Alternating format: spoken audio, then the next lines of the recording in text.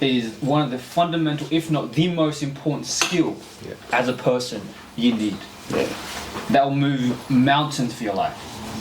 It's like, how do you do that? Number 2, read an enormous amount of book. Get your vocabulary up so you can communicate better. If you want to communicate to your partner, you need to understand her, therefore you need to read content about relationships, about communication, about emotional intelligence, about understanding women do think completely different to guys and they process information differently. And number 2, you got to journal. You're going to articulate your thoughts through writing them out. So I thought that was paramount. Pretty powerful. The journaling's pretty good. Like, you don't really remember too much of what you think about when you put it on paper, though, and you've got it in front of you. It's like if you were to journal for a day on everything that you encounter, everything you go through. You can actually go back to that day, a day later or a week later, and remember that, whereas you're not going to remember everything. So journaling is an integral part of communication. It's pretty good. Yeah. It's really good, yeah. I used to journal and then I stopped doing it. So how do you get back into doing it again? That's the question. Yeah. It's really refreshing to hear that guys are journaling, because we on the other side kind of don't think that you guys would want to spend time journaling, but this is fantastic hearing this.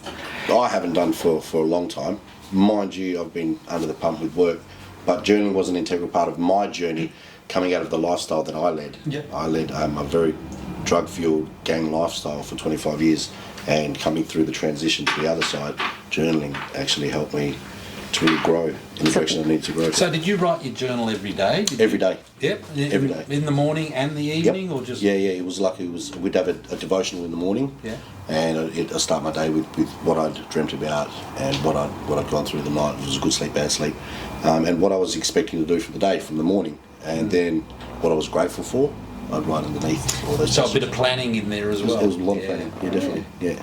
So I started out with that. What kick-started it? The journaling. Yeah. I think the fact that I left a life of, like I said, gangs and crime, using drugs for 25 years.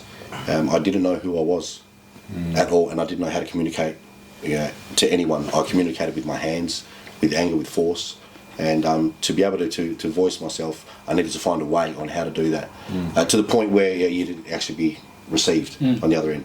Rather than me forcing my opinion, I actually wrote down procedures on how to approach people and how to really talk. Did anybody teach you how to journal, or did you pick it up yourself? Yeah, I picked it up myself. That's really cool. It's pretty brave. It is, isn't it? Yeah, because it's usually someone introduces you to an idea or a concept. Yeah. And it's usually someone that you respect or someone that you've been told to listen to, and you see that they've been through that journey. So it's impressive that it's taken just something you've done off your own bat. I needed to do it. I think it allows you the beauty about journaling. It's one thing to have thoughts in your mind, but sometimes you create a story in your mind, a narrative that's not true.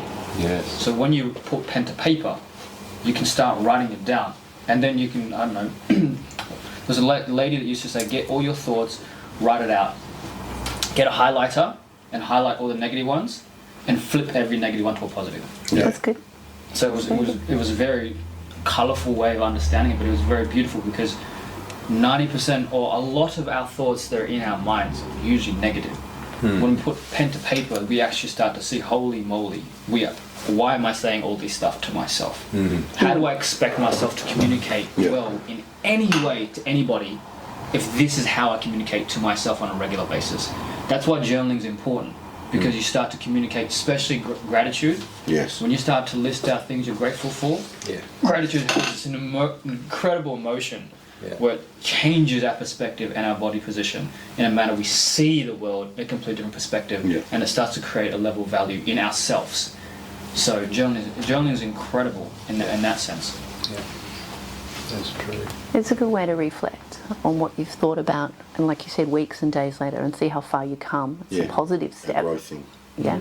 It's interesting though, because I've got, I don't know, a big pile of journals in my bookcase, and I don't know if I've been back and looked at them in years. So, have you gone back over your previous I did journal? probably a year and a half ago, as I was going through all my stuff.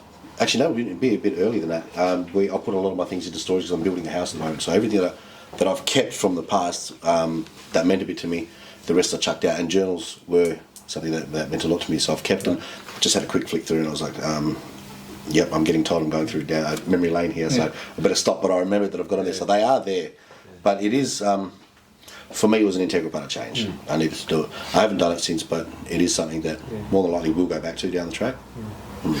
Because one of the interesting things about it is you can't bullshit to yourself. No, that's right. Yeah, and that's what journaling is. It's getting rid of all that, because you might bullshit with your people that you're talking to, your partner, your children, whatever. But when you're doing it, writing journaling down, you can't. You've got to be honest to yourself. Well, you are honest with yourself, because hopefully no one's going to read this but you. I don't know if I'd ever share my journals. There's some very private things in there. But isn't that the whole point of communicating, is with somebody else as well, to get those thoughts? And why in a society can't we have friendships I think that have comes that after. trust? Yeah. Like you're saying, you don't want to share what's in your journal. No, I mean, I don't think I could share it. But why? But I don't. Why? Because there was a lot, this going back a few years, and there was a lot of absolute shit, excuse the French, up there, and you know, it needed to be got out. And like yourself, that's how I did it. Someone introduced me to journaling. Yeah, I didn't pick it up myself. I wish I had. That would be a great story if I did. You know, you're so lucky that you found it yourself. Someone introduced me when I went on a personal development journey. I spent tens of thousands of dollars on personal development, and you know, for a long time I was stuck. And then someone introduced me to journaling, and that was a big help. But I put in there things that I didn't want to tell myself. So, you know. So you're unravelling the things. That's it. So there's a lot of stuff in there. I would, there are people I would let read it. That's good. That's a really positive thing. Yeah, there are people I let my wife read it, if she hasn't already. But she doesn't go through my stuff, I don't go through her stuff, unless we're invited to. I think, let me rest on that for a minute. I just said something to myself that... I find it interesting when we're spending so much time journaling and we're putting all our effort and heart into it. It's also good to be able to communicate that to another living, breathing person who can then have a perspective. And maybe as much as you write down in your journal and you say you can't lie to yourself, I kind of think we all do lie to ourselves in a little bit. We need a friendship that we can communicate, and someone can say, pull your head in. They'll call you out. Yeah, or also check on you. Like I have a really great mate who's on site at Mines at the moment, and he's been back 2 days, and he has this, just messages me, my mental health is not great. And we have, that's our code for, okay, his mental health is not great. If he was writing that in a journal, what procedure would we put in place to... Okay, that's an important thing that you said right there. Now, I got qualified as a drug and alcohol counsellor about 3 years ago. And one of the things that I invite into a recovery scene, especially with my clients, is to put pen to paper. Some of them can't write, some of them can't read, but I just ask them to chuck whatever it is on their mind on the paper, and then mull it over with yourself. And if you need to reach out to someone of your support network. Could be me, could be an NA supporter, could be an AA supporter, whatever it is, but it's a big part of their journey, and I encourage them to do it a lot. Automatic thinking is a big thing as well. We automatically, you know, we go to this go-to, it's automatic all the time. To train yourself to be a controlled thinker, that's another powerful thing in communication. If you can control the way that you go with your automatic thoughts all the time, if you can control that, that's an enormous amount of work. It is. It's big. I actually got to the point where I was in my life very apathetic. I just had the efforts with the world, and I didn't care about anyone or anything around me. But it got too much for me. It was overwhelming. Where I started doing real dark stuff in my life. And coming out of that, the transitioning, I learned controlled thinking. I learned to really pull myself back from that, from running myself down, positive affirming myself and stuff like that every day. It's something that you encourage people that do have mental health issues to live a positive, affirmed lifestyle, and to really receive that from those that are around them. I mean, if someone's going through a struggle, you really have to ask them to question who are they communicating with around themselves. Absolutely. I mean, it's really about who you're surrounding yourself with. Do they add value, or do they lift you up in your life? Do they add a positivity to your life? Or are they holding you back and draining you? Are they taking from you and not putting back into you? That's a big thing for change as well. I want to go back to what Kim said, how you found it quite bizarre why Ron didn't communicate those things. Now, it's interesting because from a woman's perspective, you found that quite bizarre. From a male's perspective, it's quite normal. Yeah. The reason why is because for him to put pen to paper, that's a huge thing as it is.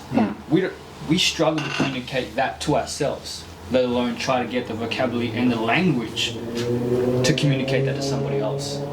So why do you think women find it easy to do that and men you guys don't? Taught from a young age, you're taught how Exactly. to talk. Yeah. We grew up in this thing called a man box. Yeah.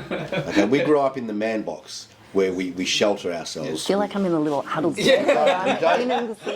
not like men are supposed to be here and women are supposed to be there, but we are growing on this whole thing that it's like, let's just say, if you stub your toe as a child, your father's like, don't cry. Toughen up. It's okay, Yeah, toughen don't up. cry, The same with our problems. We were always told to shelter them and keep them to ourselves because we are the strength of the family. Yeah. So it is hard for us to put pen to paper and then again to bring that out and let other people read it because we're becoming vulnerable. But it's a big thing in change and strength It is, it's is change. vulnerability. Yeah. And our vocabulary is minute compared to females. Yes. If you look at I how have many read this. words that women use on a regular basis, you guys are very colourful in the way you explain stuff. We're very blunt. Yep. So for you guys to ask us how we feel, if a guy's not gone through that journey of understanding emotion and emotional range, we're going to say good, but we don't feel good. We feel hurt. This is tough for us. We're under stress. We don't know what we're doing. Yeah. But how do we say that to another person when we don't know how to communicate that? And safety needs to be created. So for guys, we need to go on a whole new journey on understanding emotion. And if a guy's not on that journey of personal development, understanding that, it's extremely hard for them to communicate. It's scary. It's scary. It's And it's unknown. not that I don't want to. It's not that we don't want to. So we don't know how to. We don't know where to go sometimes. We don't have those men that are guiding us towards those directions. So how do we rectify that? How do we make it easier? Control It's environments. got to start at an early age. It's got to start with educating boys the same way that girls are educated. And, talk. Yeah. Talk. To teach a child that it's okay to cry, teach a child that it's okay to speak up if you're not feeling safe or if you're feeling scared. Yeah. Now, I do think it's happening more nowadays than it did. I mean, my generation, I'm 68, so I'm a little bit senior. So, we weren't expected to, like you said, I was told, don't cry. Mm-hmm. I wasn't just asked not to cry, I was told. It was exactly. It was a direct command. It was a direct order from the father figure of the family. Yeah. So, Boys don't that cry. kind of thing. I actually realised that I needed to cry when I was young, so I did cry. Yeah. But then what happened is it was like the lobsters in the pot. They're pulling all the lobsters that are trying to climb out, and they pull them Dragging back you in. back down. You know that story. So it's like that. All your mates would gang up. If you cried in front of your mates, you'd get. You were considered soft. Yeah. You were shunned. You were pushed out of the circle. Or even worse, hit. Flogged. Yeah. Yeah, it's See, definitely. this is the question that's been on my mind because my husband died of alcohol addiction when my boys were 3 and 6. So they've been raised by me and my dad to some extent. So I've raised them in a house where they communicate. But you're talking about the lobsters in the pot. Are they going out into a giant big fish pond where other men are telling them, don't share your emotions? Or has society changed? And that- if they back are to they what we communicating it with you? Yes. Do you know? Are you seeing that? Are they letting you know that's happening to them? It's a really good question. My wife went through the same thing with her previous partner. He died of an overdose. Yeah. And the children growing up, my stepson Elliot, was raised around all his sisters. Yeah. And he's been raised as a softer male. And he does express his emotion. But we are having difficulties at the moment with him because he's now finding that he's growing into manhood and he's starting to assert his authority as a man, and he's going into it, the deep end, and it's not turning out too well at the moment, but we're getting through it. It's a slow progress, but we're getting through it. It's difficult because he doesn't really know how to communicate. He hasn't been shown a way to communicate other than blowing up or shutting down. Yeah. How old is he? He's 14. Okay. He's so 14 got is- sensitive somewhat. Yeah. And now he's gone into. Yeah, now he's starting to grow into being a young man, So it sounds like his circle was shifted real quick. Yeah. big time. Yeah. Big time. Mind you, he's in the last year he's grown a foot, so he's 6'1". Yeah. Wow. He's a big lad, and he's finding it difficult to communicate. We're trying our best as parents to invite the vulnerability, Yeah. to allow him to be vulnerable. Yeah, but he's not on the same page, and I think because of that transition's been so quick, he's going through puberty right now. Yeah. I mean, it's been pretty harsh. Yeah. But again, once he's at a place now where he's taken the authority for us to speak into his life. Yep. And he's rebelled and he's walked away, and now he's he's decided to run away for a bit. Yeah. So he's gone to his grandparents' house, and we're going through a bit of a hard phase at the moment. But again, communication was the key there. My wife, she's an absolute pillar of our community. She's a stone cold legend of a woman. Yeah. She knows what she's doing in terms of communication. She actually manages a female program of Australia's Strictest Rehab, Shalom House. She goes through this day by day with communication, and we're trying to invite that vulnerability to our kids and allow them to be open and speak about what they're going through. Now, our daughters, on the other hand, they're fine with speaking about how they are and what they're going through. It's just the boys. It seems to be the boys that we're having trouble with. My youngest son is going up on armed robbery charges. Yeah. He followed a lifestyle that I led. Yeah. He hadn't found a way to openly speak about his emotions, and he's now rebelled, and he's using that to be his outlet rather than his voice. So it is, it's pretty harsh, but for males, vulnerability is something that we don't really know. We don't learn. I believe we don't learn it until later in our life. We don't learn I think it. you don't learn it until you get shown that, because there's a misnomer that vulnerability is weakness. Exactly. Yeah. That's exactly right. Yeah, so I don't know if you, there's a lady called Brene Brown. She talks hugely she's brilliant. On vulnerability, and she went to a to a bunch of army guys, sat them down, and she came and did a talk, and they were like, why do we have a lady that talks about shame and vulnerability talking to us? Yeah. And she asked them a question: what is courage to you? And they answered, courage is when we take risks. It's uncertain, we don't know what's going to happen, and we're fearful. So that's exactly what vulnerability is. Exactly. You don't know what's going to happen when you're vulnerable. You have no idea how that person's going to go. Yeah. You're uncertain with the situation. Your heart is pounding a million miles per hour. It's like, what is going on? Guards it's down. Out of body experience. Yeah. Because it's like, I don't know what's going to happen. I'm letting myself completely be seen. And if this person smashes me in the face, I don't know where to hide.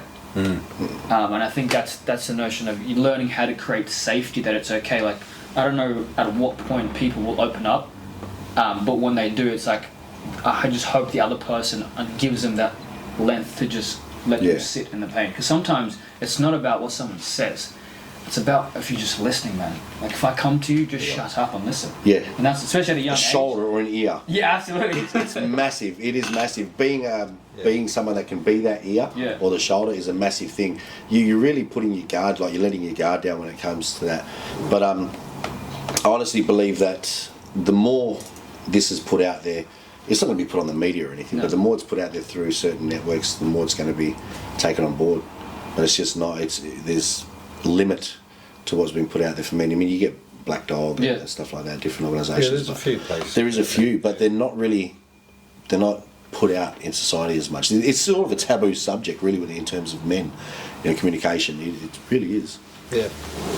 I think it does start from a young age, and I think that's the issue. I mean, girls are taught how, puberty's the thing. I mean, boys kind of nothing said. I mean, they're going through puberty. All this stuff is happening to their bodies. They don't know what's going on. No one's really explaining it to them. Well, in most places, but with a girl, I'm sure mothers take their girls aside and explain things to them. My wife complains that her mother doesn't. But I think that's... I don't think there's like a chat that you have with your daughter.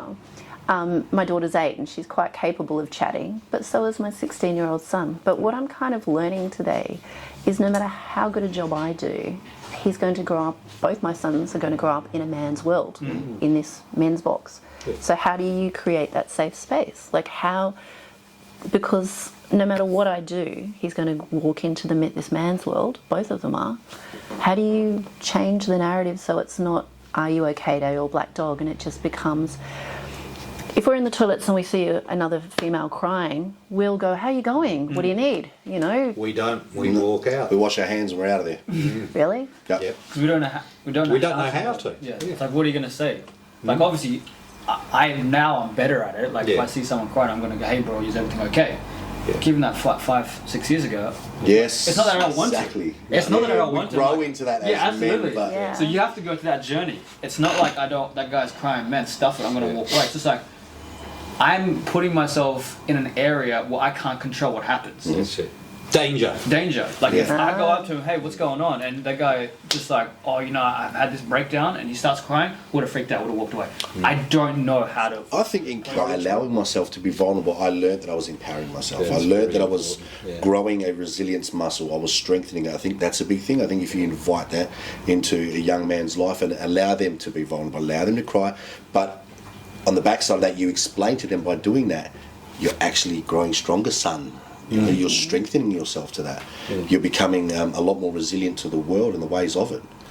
And I Yeah. think you've got to let them know also, hey, when you get outside of our safe environment, then things are going to be different. So you've got to prepare them for going out When you there. say your boys are, like, give me an example of how they operate. So we know, like, in regards to, they talk about their emotions. Yeah, so I noticed a habit that, because I walk past my kids and, you know, whether we're getting a sandwich in the kitchen and there's 4 of us and or whether, you know, the boys are just going to the bathroom or whatever, if we walk past each other, I just always say, I love you. Yeah. And it's just something I'd always thought about, give them a hug, because and I've noticed that they do that back. Yeah. They might, you know, my 16-year-old is always at the fridge and I love him, and he's then back to study for year 12. Yeah. And I've noticed he just comes past and says, I love you, Mum. You know, my 20-year-old will be out, I don't know, we'll get out of the car or be in at Bunnings or something, and he's amazing. And we'll go inside, and just as he's walking out to his room, he'll go, I love you, Mum. So I noticed that's something that they've picked up from me. But that's obviously not something they're going to do in the workplace or at university. I don't think it's something that, it's interesting you say that picked up, because for a guy to say it's meant so much for your kids for you to repeatedly said that, for them to hear it and make sense of it. Yeah. Now for them to go out and say I love you is massive. Really? Yeah, it's huge for a guy. They're pretty amazing kids, Yeah, by the so way. you are raising some incredible kids. Don't say I love you. I've never heard my mum and dad say I love you in my whole life, and so yeah, that's like one of the biggest things for me as well. Operate. The love factor. The love Yeah, factor. yeah, Yeah, the let's two get that boys. on. Yeah. I don't think I've heard them say, like, walking past, I love you. Mainly, did you take the milk out of the fridge and put it back between the 2 brothers? But it's interesting you point that out. Really? It's got me thinking now. I don't have a problem saying it to my brothers. I think it's important. Both our parents died 15 years ago. So for us, I think that word love, especially, you know, I've got a brother that's going through a bit of a hard time at the moment. Yeah. I mean, it's a big thing to be able to say that to your brother. Yeah. And I have personally become softer and a lot more humble than the person I used to be. So I find it a lot Just easier. rephrase that. You said softer. Yeah. Why say soft? Because there was never the word that came out of my mouth that had any encouragement or love behind it. I took everything by force, and if it wasn't given to me, it was taken. So it's just your narrative is love is soft. No, love has softened me. Softened you. Softened me, It yeah. brought walls down. Love is strength. Yeah. It's not soft in any form. It's just as men, we need to change that narrative Oh, 100%. of like, oh, vulnerability is weak and love is soft. It's just like, no, it's not, because at the core of vulnerability, opening up, is courage. It's strong. It's It's strong. empowering. And it's just the ripple effect that causes to people around you. If you've got a man that comes out confident in who they are, they can say, hey, what are you going through? You can have that conversation with anybody. You create that safety. Yeah. It's just how you hold yourself. It allows everybody else to come near you because they feel safe now. Yeah. Because when you don't open up about yourself and you're just this rock and you think that you're running this story of perfection, you're one step away from falling off the cliff. Yeah, you're bullcrapping yourself. Yeah, you're lying to yourself. 100%. But vulnerability, love, I think they're integral to a man's strength. As long as you take it on board, you learn how to be that person. In no way is love soft, but the love that you give is soft. Yeah. You know what I mean? I think that's how it should be, you know, delivered. Definitely. Do you think that made you a stronger person? 100%. Yes. Yeah. I'm now way more stronger as a man because I've learnt to love not only others but love myself and love who God has destined me to be. I'm growing into that. So yes, I consider myself a real man. Now, I'm always telling my granddaughters I love them, my brothers I love them. Even work colleagues, you know, you're working with me, and you know I love you, bro. Thank you. That's legit. Appreciate You know, we joke a lot. Yeah. But there's real love as a brother there for you. Yeah. And there always has been from day dot. And I think that's a big thing in the world, is if there's more people that allow themselves to bring love into their lives and find out what it is, you know, outside the man box. Yeah. I think it really is empowering. Man box. Yeah. No, I love that. I appreciate it. That's real. Likewise, man. It goes both ways. I know, bro. I feel like once you establish that love towards someone else, it just comes back. It's like the universe, you know, like whatever goes around comes around. So, yeah. And you asked me a question early on regarding, was it Almi or you that asked me a question, when I call my little brother, do I say I love him? And I actually do, and I was in a similar situation as Riz, because my mum passed away 2 years ago. And it's a pretty hard topic to talk about, but yeah, my mum passed away 2 years ago. I never really had that sort of loving relationship with my little bro, and especially with my parents. And with her passing away, it was really hard on me and my little bro. And ever since then, I started to develop a sense of warmth and love and kindness towards my little brother. Like, I started to talk to him more formally, more with kindness, more with like just being loving to him. I used to don't, you know, say I love you to like anyone in my family, because, you know, I'm like Chinese family, like we don't say I love you. I've never heard my mum and dad say I love you in my whole life.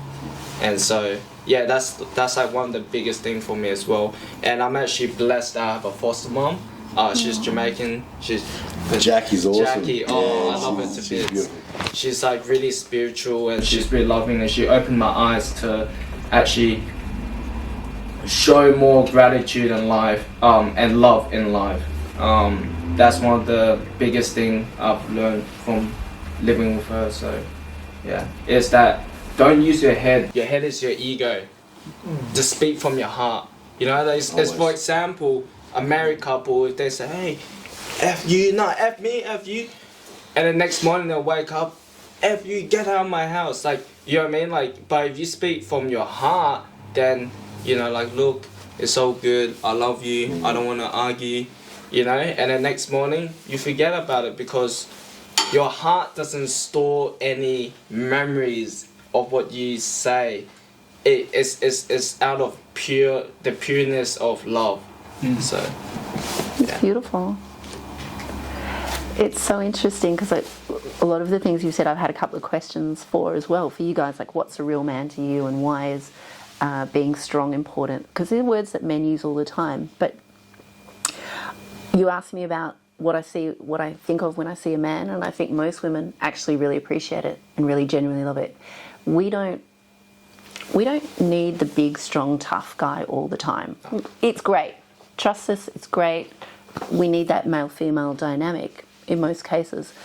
But we see men as, if we want equality, we also want you to have vulnerable days where you're lying on the bathroom floor going, I just can't do it. Because then we know that you're experiencing what we're experiencing. If you're not having that experience, you're not living the same life as us.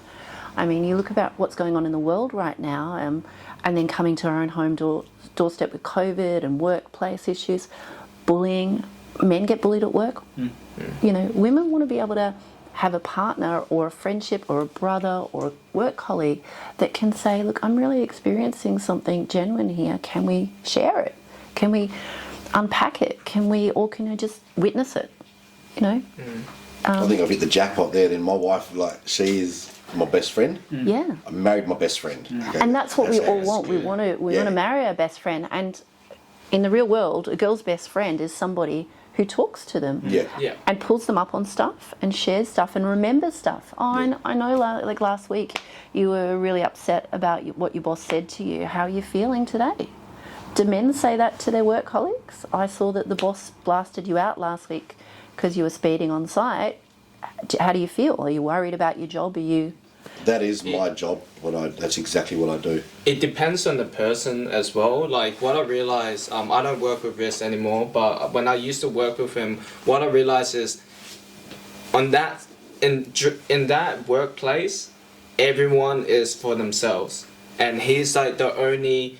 He's probably like the only, like, to answer your question, he's probably like the only like genuine guy that will actually come up to me like, hey Eugene, are you okay? Like I saw you, this morning you're not talking to anyone. Like I just hope everything's okay. Not many people, like he has a heart, like this is a different story, but everyone is just different, and it just depends on the person as well, and especially like their upbringing, because like I know some people that wouldn't open up or wouldn't have that thought to go up to that person like, hey, are you okay? Because they don't see that. They don't see, like, for example, someone with a traumatizing experience, they wouldn't think of going up to a person who just got yelled by a boss like, hey, are you okay? I just saw the boss yell you, because that's been happening to them their whole life. They've been seeing that, and in their head it's like it's normal because of their traumatizing experience or their bad experience in their environment, the way they grow up. It's a comfortability zone that people seem to just slip right into because they can handle it. I think it's normal. Body language is, like we were speaking about before, is between 70 and 90%. Yeah, it's big. It's 70, 90% of communication is body language. And you go on these work sites and you have these bosses that are this. Your finger in your face and chopping you down and calling you every name under the sun. People that have been through that for years, they just go with the flow, and it's like, it's just the boss. And really, they bottle up for that long. That's why there's such a high suicide rate. Yeah. Especially in construction, it's crazy. There needs to be an out. There's always an out. Like in the workplace, I'm in high octane sales environment, high performing. So the outlets is usually. I remember going to work once. This is when I started in the company. I got asked by one of the person that was sitting next to me. He's like, "What do you do outside work to like relieve all this tension, and pressure?" I'm like, "What do you mean? Like, what do you do?" I'm like, because I was kind of puzzled by the question. I'm like, "What do you do?" It's like, well, everybody does something. I'm like, "What do people do here?" Like, we'll either smoke, do drugs, or drink an excessive amount of alcohol. I'm like, I don't do either of them. So no one played sport. No, that was the outlet. The outlet is all they talk about is getting completely wasted, and it's like it's a badge of honor. Getting completely blinded is a badge of honor. The stereotypical subculture. Yeah. Was that all male workplace? Crazy. I don't know if it's. I don't know. I think it's majority. It won't happen in our workplace. I am now authorised to do urinalysis randomly. We usually do it first day when people come into work. We do a urinalysis, and if there's any inclination that they might have slipped or whatnot, they're open and transparent with us. They'll keep their job, give me urinalysis, we'll send them home for a week. Other than that, drugs are not allowed. I'm in commercial construction. I build luxury high rises throughout the Perth city. I'm building 22 floors over here. We've got 40 floors in South Perth. It's really risky that communication is not used wisely on these sites because guys do turn to drugs and alcohol. Alcohol is a big factor. After every day, usually down at the pub at the Windsor Hotel across the road from one of our sites, you've got about 60 to 70 of our workers drinking. It's a big thing. But you're right, and out is always there. It's just not always wise to go to the negative.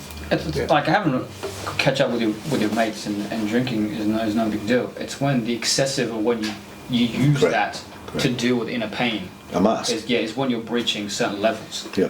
And that's when it gets dangerous. Because if your outlet is using alcohol to numb down a pain, and the reason why you're trying to numb it down is because you don't think another person will understand You've got to question yourself. You've got to question yourself there, because it's like you don't know how to get it out of you.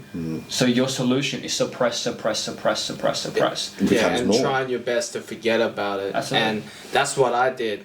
When my mum passed away, I kept compressing myself with drugs, and it was really bad. It got into a place where I'm not in control over my thoughts, my actions, the way I talk to people. It just crippled me. So then I drop into my heart. I'm like, look, this is not good. I gotta sort something out, and I just open up to a bunch of people, like my friends, my family, my foster mom. I talk to her about it. I'm like, Mom, I call her Mom, by the way, not foster mom. But I'm like, Mom, I've been doing a lot of drugs, and it's really like not helping me in that way. And you know, what do you think I should do? And she's like, well, first off, sleep, food is crucial to start up with. Doing exercise, something to occupy your mind, your body, so you don't like worry about that sort of stuff. And these are just basic steps that people nowadays like. This is so basically 3 meals a day, 8 hours of sleep, exercise an hour a day. That's like crucial for a proper functionable.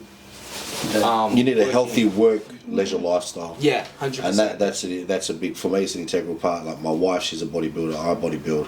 It's an integral part of who we are as people, as a unit. Yeah. That's my downtime is usually gym. Same as my wife, downtime gym.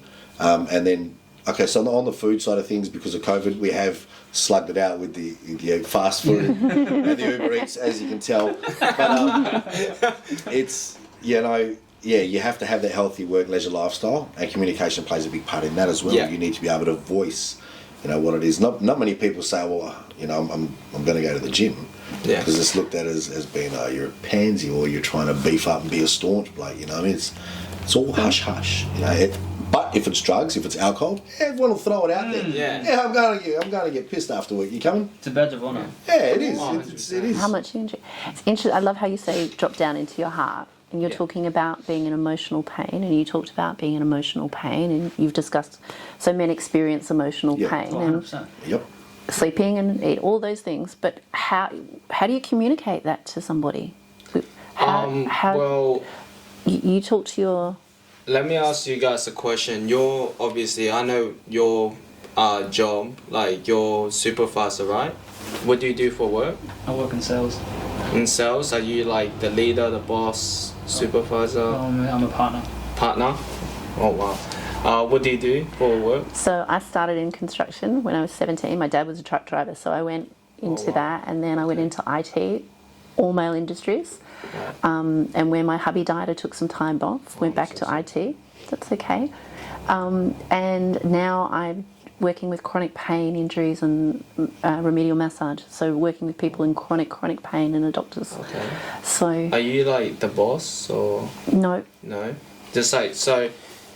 The reason why I ask everyone that question is like I work in retail, sales sort of, but I'm the manager of a store, and the reason why I ask you guys that question is because I want to ask you a following question.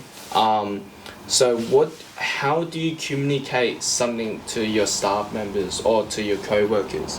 You know, like if they're not really listening to you, or if they stuff up, or if they come to work 30 minutes late, how do you as a person or as a leader communicate that with that person and make sure that that person doesn't do it again next time, but in a... I personally, from what I do, I approach the situation whereas I remove them from the sight of everyone else. I remove them from being in view of everyone else. So you're eliminating shame and creating the safe space. I don't want anybody to be cut down from anyone else. You know, I really want to have just that one-on-one moment with them. Yeah. Ask them what they're struggling with. Ask them what brought them to work late, or if they've had a dirty analysis. I want to be able to just have that one-on-one, but allow them to openly speak freely and not belittle them, not run them down and saying, you know, F this, F that, you've done wrong, you're going to lose your job. That negative stuff, the whole finger pointing, the whole shutting down, it really... make that person... Yeah, you really break them. Yeah. And I don't want to be doing that in front of any of their other workmates, because we have hundreds of people on our sites. I want to be able to take them aside, allow them to be vulnerable, allow them to share their struggle with me, and let's work through it together. I'll walk alongside everyone that I work with. I will not allow someone to go through a struggle on their own. Yep. Communication is a big part of that. Be open with me, be transparent, let's do it together. Don't do it alone. And that question isn't just for employees in a workplace. No. Let's say your mate or your girlfriend does something that triggers you. Yeah. That's good. You can't just go to her and say, hey, and just explode. Yeah. Because women need to understand what's going on. Oh, 100%. So you got to just be very, very mindful. You are addressing the task with facts. Yeah. If she did something, say, hey, I just want to tell you. For me, it's like I address what it is. Like, hey, this is a concern for me because you did this. and this is the trigger. Can you And- give a real life example? Okay, I'll give you a real life example. Just pretend I'm your girlfriend. No, but it's always good to know something you've experienced. Okay, And I'll give you an example Doing of reenactment. with my sister, my little sister. Okay.